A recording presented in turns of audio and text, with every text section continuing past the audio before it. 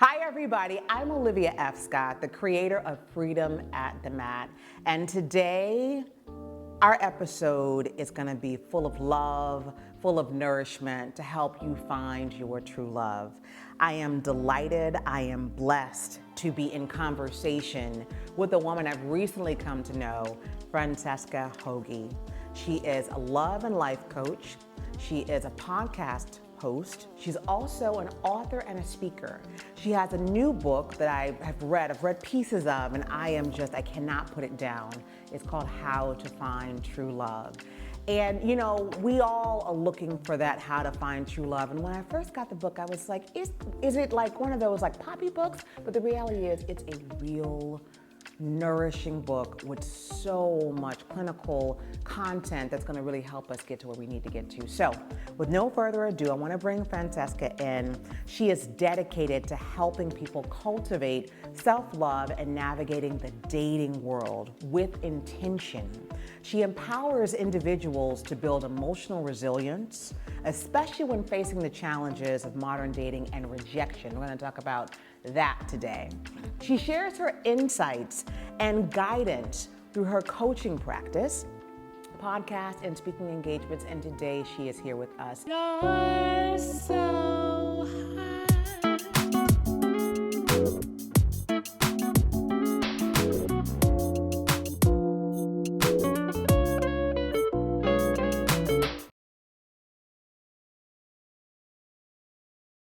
Francesca, how are you today?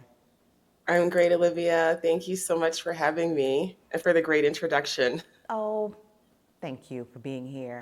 So I'm gonna try to not make this like a personal coaching session. I We can promise. do that. I'm gonna tell you that in advance, okay?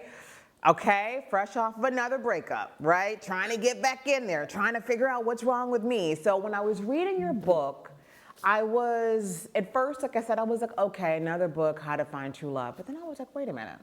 She's got some really, really good heart work, some good exercises. So the first question I just want to talk about before we get into it is you pivoted from your career as an attorney to focus on self-love and intentional dating, particularly in the context of modern relationships.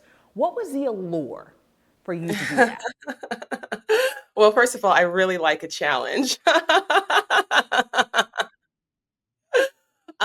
But I'm someone who romantic love, for as long as I can remember, was something that was at the forefront of my heart and my mind. And I was a romantic child and growing up and falling in love. And that was something that I always wanted. I never knew what I wanted to do professionally, but I knew that I wanted to have this, amazing love life, right?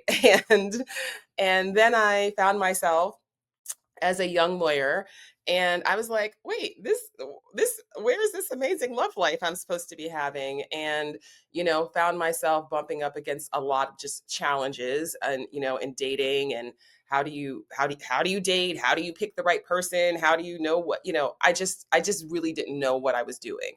And I realized I didn't know what I was doing, and I realized, like, well, if I actually want to have the relationship that have wanted to have my whole life, like, I'm going to have to get better at this. And that really led me to be very intentional about my own dating journey. Like, I was like, okay, I've got to learn how to date. I've got to learn how to flirt. I've got to learn how to romantically connect, and but with the right people. So it was like step by step, I was just coaching myself, right? And I learned a lot through my own journey. And so back when I was still practicing law, I started a dating advice blog because I just saw a lot of people struggling with things that I used to struggle with. And I was like, oh wait, I can help, and I like talking about dating. This is something I've always been passionate about, romantic love. So I just did that as a side hobby, never at all thinking this was going to lead to a career. I mean, that was the furthest thing from my mind. It was just something that I enjoyed doing. And then I wound up finding out, I went to a 4th of July barbecue and I met a woman who told me about this black male matchmaker that she followed on Twitter. His name is Paul C. Brunson. You might be familiar with him. And I was like, there's a black male matchmaker? What? Like, I was like, it blew my mind. I was like, wait, I want to follow him. And I took out my phone and I followed him.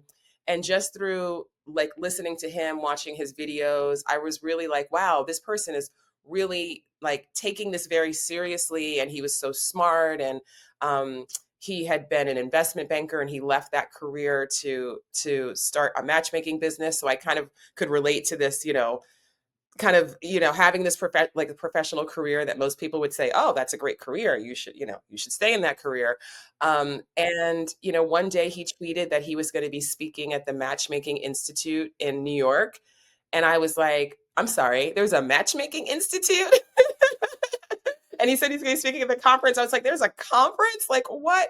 And so I was like, I got to go check this out. And so I went to this conference at the Matchmaking Institute, and I met Paul, and I met all these other people who were just normal people, but it was their job to help people find great relationships. And I was like, what could be more rewarding? I want to do this. So yeah, so I went to matchmaking school, and I went on Facebook, and I told everybody, I said, hey, everyone, I'm a matchmaker now. So send me your singles. And that was 12 years ago. So here we are today. All right, so it's good to know. I mean, I knew that you were a smart cookie just based on your book alone. I can't speak more respectfully about your approach in this book, that it's not just like, silly fodder. So it's helpful to know you're an attorney by trade, and then you also went to school for this. So in your upcoming book, which comes out when?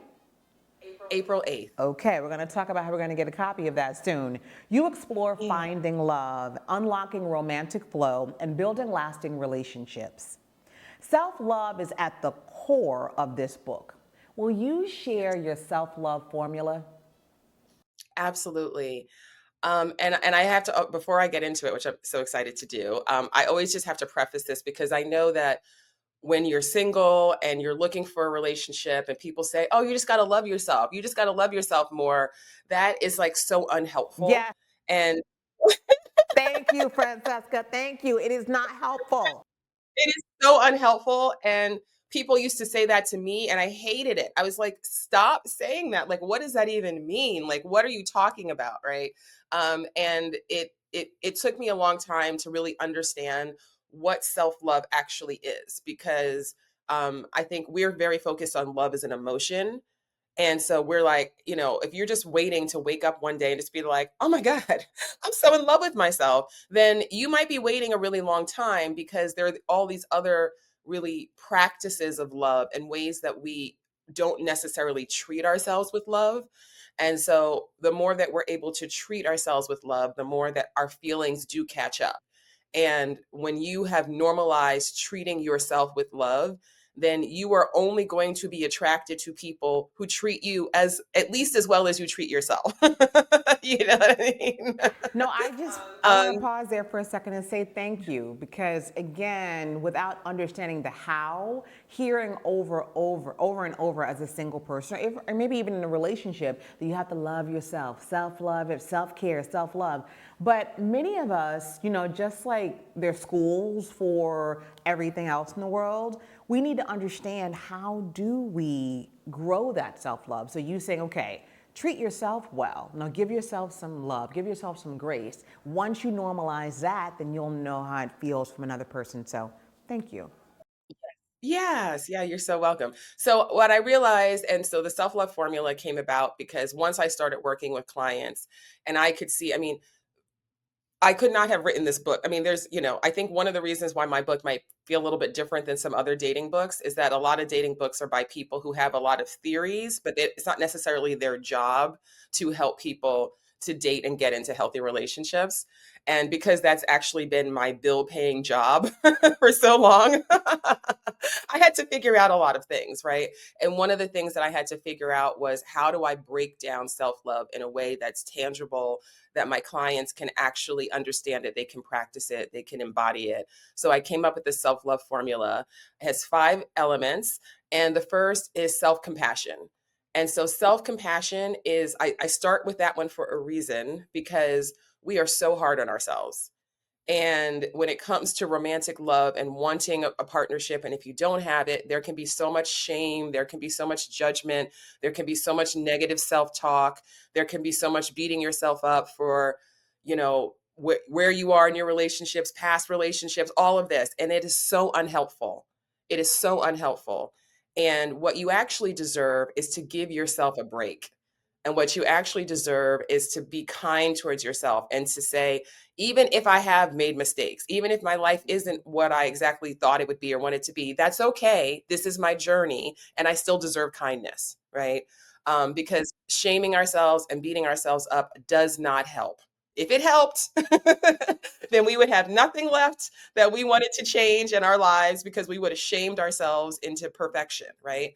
Perfection doesn't exist, but you know what I'm saying. And so just that step of realizing like, oh, I actually deserve to give myself a break so I can interrupt that negative self-talk. I can take a breath. I can just say, wait a second, I'm choosing in this moment to give myself the kindness to just let this go so I can move on. So once you can kind of like get, interrupt that negative self-talk, then you can move on to self-worth, which is element number 2. And self-worth is really knowing that you are deserving of love, you are deserving of care, you are deserving of abundance, you are deserving of good health, of joy, of all of the things that, we can imagine. Like if a newborn baby is born into this world, it could be your baby, it could be somebody else's baby, it could be a hypothetical baby. What does that baby have to do to deserve love, to deserve respect, to deserve abundance, right?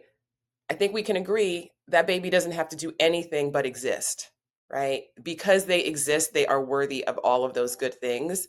And that same thing applies to us.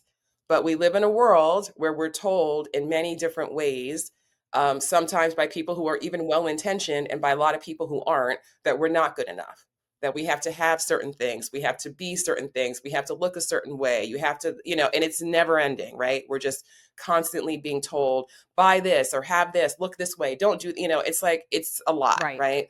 And so without actually making a decision, like, wait a second, my worth is inherent. Even if I don't always feel that way, I actually am worthy just because I am. And so you don't have to work, because again, it's not about waking up one day and be like, oh my God, I feel so worthy. It's just about understanding that you actually have the ability and the power to choose to take high self-worth actions, even when you don't feel them. So, for instance, if you're dating somebody and this person is just not showing up for you, they're not treating you well, they're giving you crumbs, you're just, it doesn't feel good, it doesn't feel aligned, it's not fulfilling, you can still really like that person. And you can still really want to give it a try and hang in there and see if things are going to change. But you can also say, well, if I truly believed that I deserved the love that I want, that I am worthy of it, what would I do now? And that answer might be, I would actually stop seeing this person, even though I'm attracted to them, even though I have feelings for them, right? And so that's taking high self-worth action, even when your feelings might be in conflict with that. Because the more you take those actions, the more your feelings do catch up, right? And then the third thing after self-worth is self-validation. And this is really important, a really important step, because when we do so many hard things in life, and we've done so many hard things in life, and so often we don't take the step to acknowledge ourselves, to give ourselves credit, to validate our efforts, our courage, our growth, our evolution. And, I really, this is so huge, because when you do hard things, but you don't validate yourself for having done them, then you don't get the confidence. You don't get the benefit of confidence. Then it's just this never ending treadmill. I just got to keep doing, doing, doing, doing, doing.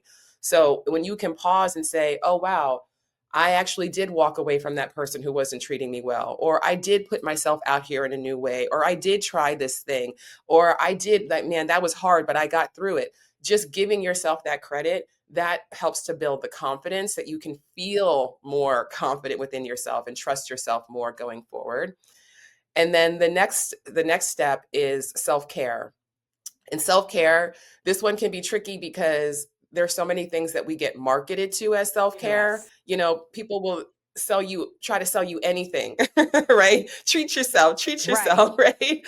Under under the guise of self-care. But actually, what the way I define self-care is really to think about it as, how can I set myself up to win, right? So really starting with the question of, how do I want to feel? How do you want to feel when you wake up in the morning? How do you want to feel when you go on a date? How do you want to feel in your relationship?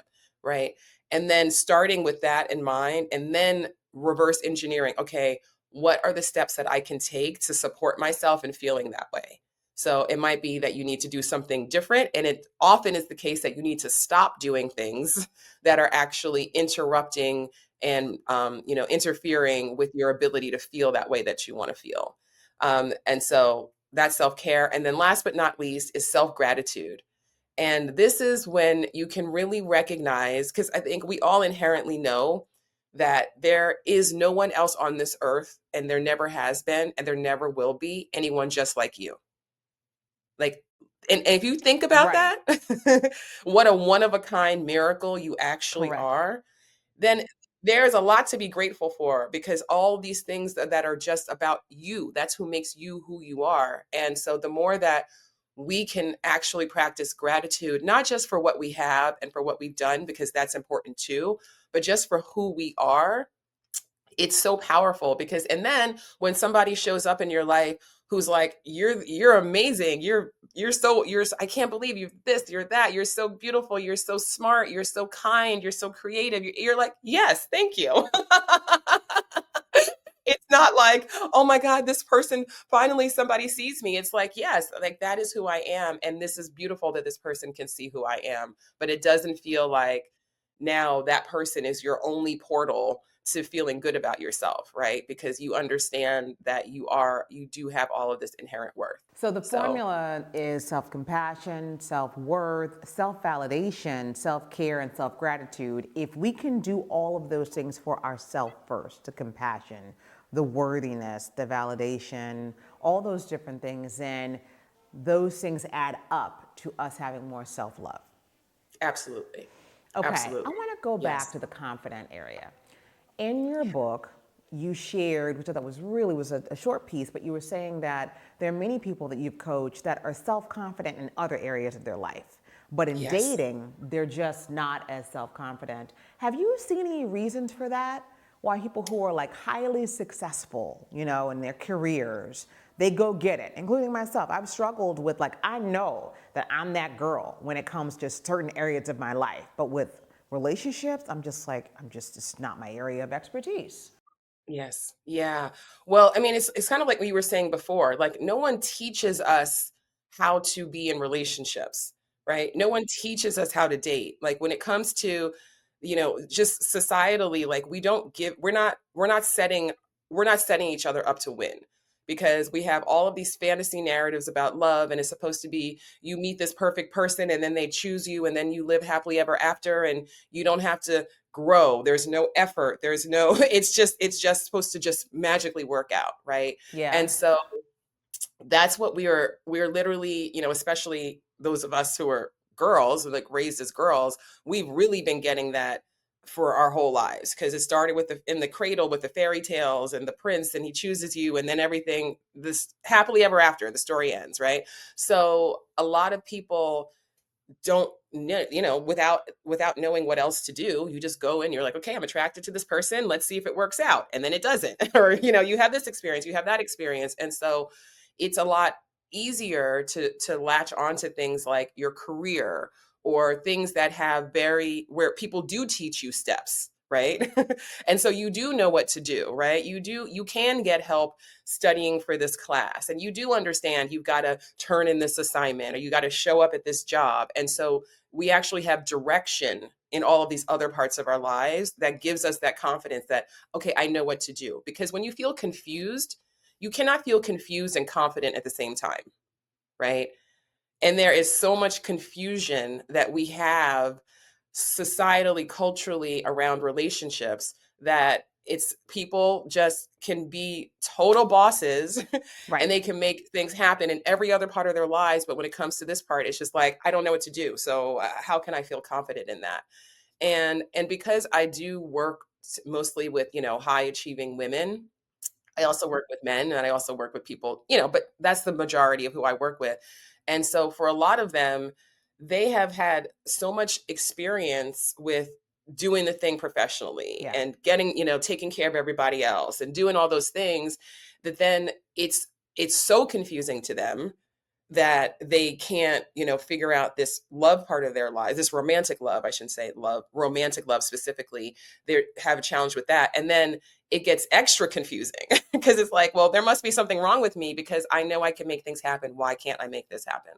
Correct. And I just want to add an anecdote personally. Over my years of therapy and just trying to figure it out, one of the things that's been said to me is when you are driven, when you are a boss, you tend to have a process for your process driven approach to your life. And so you Yeah. know that A plus B plus C plus D will equal E. And you've iterated that over and over again. But when you get with human subjects and you have to actually try to be vulnerable, that A plus B may not equal C. It might be A plus E. It may be completely out of order, and you've got to be vulnerable and surrender to that process. And some of us who are driven and bosses, we don't. I'll speak for myself. I'm not great with vulnerability. I'm not great with things outside of a process. So learning how to surrender is a whole other thing. And then I want to talk about, would you agree with that? Oh, 100%. Okay. 100%. Yes. Yes. So you touched upon the confusion, and what came to me was the fairy tales. That a lot of the confusion comes from within versus without.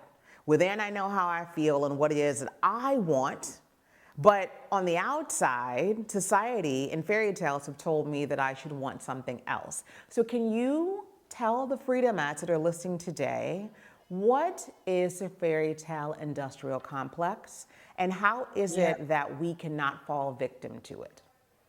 Yes. So, fairy tale industrial complex is a term that I coined to describe all of the different industries and all of the different ways that we are sold romantic love as a magical fantasy. And it starts with the literal fairy tales, which if you think about the fairy tales and the love lessons, I say, quote, love lessons that they give, it's like, what are you supposed to do? Just be a damsel in distress and just wait for somebody to come along and be like, you're the one, and now you live happily ever after. Like, and so it seems almost ridiculous to say that, oh, as intelligent adult people we still have that mindset, but we do, because what else have we ever been given, right?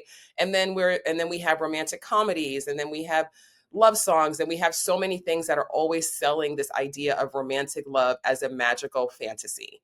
And if you think about it, there is nothing else that is important in life that people just say, "Oh, just dream and just it's just a fantasy." Like, imagine if people said, "Oh, you want to if you want to, be financially successful in life, like win the lottery. That's the only way to do it." Because that's essentially what people are telling us about romantic love. Like, you just have to get lucky, right? Yep. And so it is so important for us to realize the ways in which our minds have been conditioned to expect love to be this fantasy that does not require our effort and doesn't require our intention and doesn't require our skills. Because just as there are skills in building a business and in succeeding in your career and in everything in life, there's also skill in love and relationship. There's skill in dating. There's skill in learning to be more vulnerable, right? There's skill involved in that. So we rob ourselves and each other of the ability to have really great relationships when we don't talk about all of the skills that actually go into making that happen. And so this is why I'm always like grounding everything in this practice of self-love, is because you have to be kind to yourself. Like, if you're beating yourself up, like, why can't I figure this out? Why does this keep happening to me? Now you're just stuck in a loop of that negative thinking, and you're not understanding, okay, wait a second. There's actually an opportunity for me to learn something here, right? Something that is actually in my highest good. So if you can assume, which is what I believe, if you can at least accept the possibility that the love that you want is available to you, that you have the ability to actually make that happen for yourself, then can you start to get curious? And I call this self-compassionate curiosity. Can you start to get curious about, well, then what's my love assignment right now? Right? What am I missing about this? What am I missing? What am I not seeing? Right? And for a lot of people, it really starts with just how you even think love is supposed to happen. Because if you think it's just supposed to happen and you don't have to do any work to be more vulnerable, to be more receptive, to be more able to flirt and engage and to, or to have discernment. If you don't think that, then you're just going to be sitting there like, hope one day somebody comes along and saves me. And that's that fairy tale thinking. And there has to be some healing too, as well, right? The skills, 100%. I was listening to another Yes. podcast last night that was talking about the skills that are needed, and that sometimes that young lovers, as they grow older, if you met in high school or college, you simply don't have the skills to know how to navigate certain things that come your way. You just don't know. But he also talked about, the need for you to stay present and to understand all that comes with the relationships and knowing how to navigate beyond that too. Now, I have several other questions for you. I want to talk about something I found in the book that was really, really relevant for me. You shared, because you talked about romantic love, right? And the fact that we think that that's just like, it just happened. Somehow the skills, we get them, and that's the fantasy. But you talked about this one woman who'd relocated from one city to the other, and that she thought that she was overemphasizing the value that a relationship would offer to her until she was putting all of her time and effort on dating apps. And oh my God, it resonated with me because I relocated from New York City to New Orleans in my 40s and thought, okay, everybody here is married, they all have kids, I've got to find a couple, and once I find it, then my life's gonna be complete. That's all I gotta do, right? But what you talked about was that for some of us, it's community. It's not the romantic love. Can you just tell us a little bit more about that? Because for me, that really hit me like a ton of bricks. And I was like, because I had recently navigated to that, recently. I was like, Yeah. maybe you're overemphasizing that part of your life. Maybe you should focus on community. And in that, I went to meetup.com, and I've joined a writers group, and I've joined a couple of book clubs, things that I genuinely enjoy doing. They might be nerdy, but it's what I enjoy doing. So can you share more about that? Yes. Oh gosh. Yeah. There's so many things I have to say about this. I mean, I think one of the reasons, and this is paradoxical perhaps to people who, because I'm like, I'm not saying that romantic love is not important. Obviously, I've devoted my Correct. life to helping people, get into relationships. So it's important if that's something your heart is calling you to have. But we have this tendency to put the weight of all of our hopes, all of our dreams, all of our fulfillment, all of our satisfaction on a romantic partnership. And that is just too much. It is too That is much. just too much. And also, you when you do that, you're actually making love like actually a little like farther away, because now it's this massive like, oh my God, like, this is like the Everest. I've got to find this, Right. amazing difficult thing. Whereas if you can start to just recognize like, wait, I have a need for community, I have a need for friendship, I have a need to nourish my mind, my body, my spirit, and you can start to see your life more holistically. And really, like, like the first chapter in the book is called Center Love for a reason, because it's all about the importance of actually centering love in your life and really seeing yourself as a vessel of love, a conduit of love, because all the love that you've ever experienced and ever will experience is actually coming through you, right? So you have an endless reserve of love within you. We all do, which is like, we think that we're always thinking of love as scarce, but it's like nobody worries about running out of love. You might Right. worry about running out of time, out of money, out of ideas, but no one's like, oh gosh, you know what? I can't love this person. I got to save it, because what if I don't have any love left over for, you know what I mean? So, what are all of the other ways that we're being called to express love? It is through friendship, it is through community, it is through our relationship with ourselves, it is through so many other things. And so, when you can start to just see yourself as a loving person and you're bringing love to all of these different areas of your life, then you can say, and also, I'm ready for a romantic partnership. And so you can still be intentional about that, but it does not have to take on the weight of, this is the only thing that I need, and once I have that, then I'll have everything else, because we all actually know that's not how it works, right? Yeah, and I can say thank you for that, because I got there. It took me 5 years to get here after being in New Orleans, where I was just like, whenever you're home in Memphis and you have family around you and friends from high school, you're not nearly as focused on this one element of your life. if you're going to stay in New Orleans, perhaps you need to try to create a community there. And I found that doing so has helped me de-emphasize that particular area of my life. I still desire it, but it's not nearly as important. A few more questions for you. So I want to talk about having a healthy dating mindset and navigating rejection with all of the dating apps that we're all experiencing. So many of us we're trying to build the skills, we're becoming more resilient, and we're jumping off, coming back on. So do you have if you had two essential components of a healthy dating mindset that can help people date productively and navigate rejection, what would those two components be? And if it's more than two, that's fine too. Only two. I know. I'm like, only two. That's So gonna if be it was more than hard. two, that's kind of limiting. But you had a few. Well, I mean, I think the first thing, and you talk about apps, and apps are obviously, um, they are a tool, they are a resource, and, millions of people throughout this country and around the world are using dating apps. Yeah. So I'm not discouraging dating apps. However, I do think that part of has what has become a problem, and I've seen this over the last 12 years because it just so happens that I started my love career at the same time that Tinder launched, and so I've seen how just over time how our romantic culture, our dating culture has really changed because of the apps.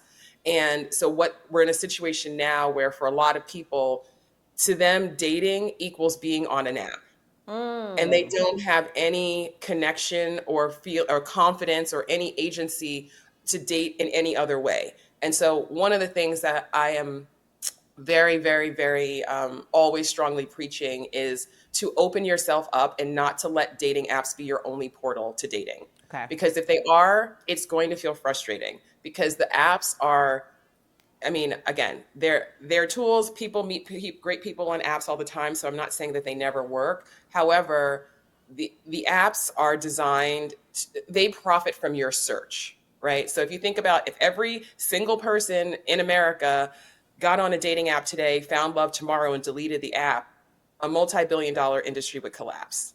Okay. Yep. So just like every other tech platform, they are much more interested in you staying on the app than they are you not ever using it ever again.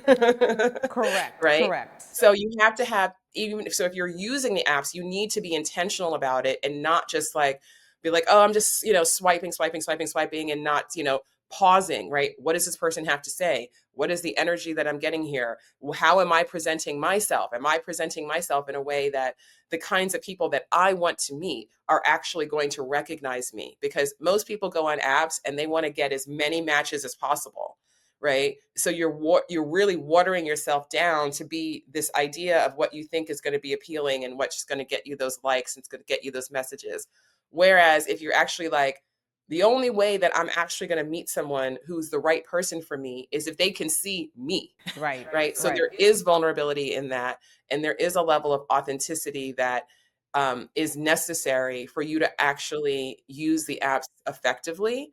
Um, but so you said you asked for two things. So number one is to not equate dating apps with dating and to open up your mind. And I call it, the meet cute mindset, right? Which is like every time I leave my house, I have the potential to meet someone special. But that is a state of mind. And that does require presence. And that does require some level of vulnerability to be willing to look at a stranger and to smile or to start a conversation or, to be open to that. So that's a really big thing. And I always challenge people when they say to me, they're like, oh, but I never meet anybody. I never go anywhere that I meet anyone or blah, blah. I say, okay, imagine that for the next 30 days, you are going to get $1 million cash for every person that you meet in person. Okay. Wow. Are you telling me after this end of 30 days, you're not going to have any money? Right. Right.